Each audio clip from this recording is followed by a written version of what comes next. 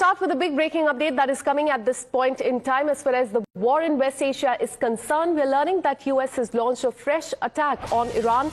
US Central Command has confirmed targeting multiple Iranian military sites, including missile and drone storage facility, radar installation as well, air defense system, communication network and surveillance infra there in Iran, mainly in the southern part of the country. So here's what has happened over the last 24 hours. It all started when Iranian drones struck a commercial oil tanker in the Strait of Hormuz, an attack that US called a clear violation of the ceasefire agreement between the two countries. Now, the US responded with airstrikes on Iranian military targets, but the escalation did not stop there. Iran is also accused of launching drone towards Bahrain, while the Iranian Revolutionary Guard has claimed that it has targeted US military positions in the region.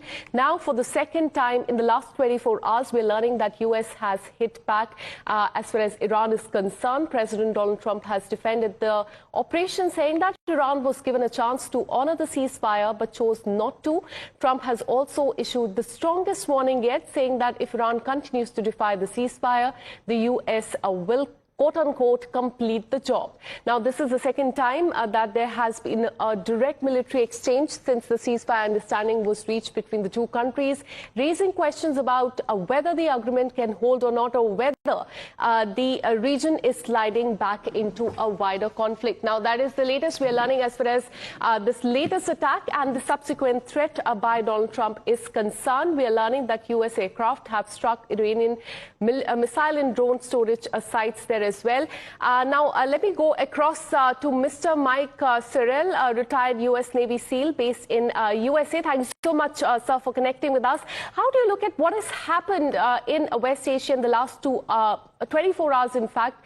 Now we've seen a fresh escalation. Do you believe that the ceasefire between the two countries, and especially the MOU that was signed between the two countries just on June 17, that has been violated? It has. And guys, this should not be surprising as well. Iran has shown a pattern over 47 years of not abiding by any agreement or MOU. So what we know is a one-way drone, attack drone was launched at a ship in the Strait, struck it. The U.S. responded proportionally to send a message to Iran to abide by the MOU. Iran has then made it a tit for tat by sending drones into Bahrain. We will see if Iran shows up in Switzerland next week as planned for the negotiations. But again, this should not be surprising.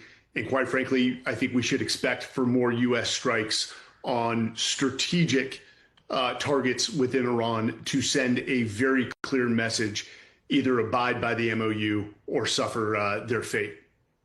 All right, so that's the latest we're learning as far as the attack. Another attack on Iran is a concern. Let me take our viewers through what has happened in the last 24 hours, because as we told you, it all started with Iran, in fact, attacking the vessel there in the Strait of Hormuz. Then US retaliated, and then Iran attacked Bahrain. And after that, now witnessing that that US has once again launched fresh strikes on Iran.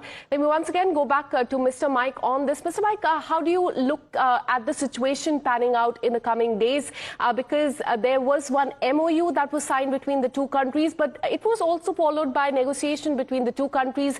We saw what happened in Switzerland. Even though the Iranian side walked out, there was still negotiation and conversation between the two countries. Now with the fresh attacks, how do you see the situation pan out in the coming days?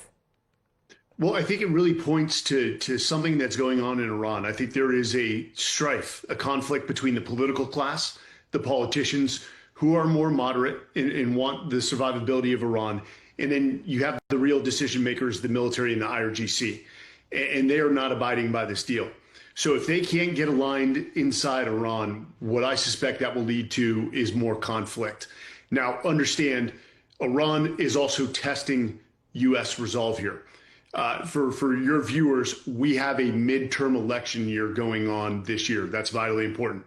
And Iran is making an assumption that our midterm elections are going to affect President Trump's decision making.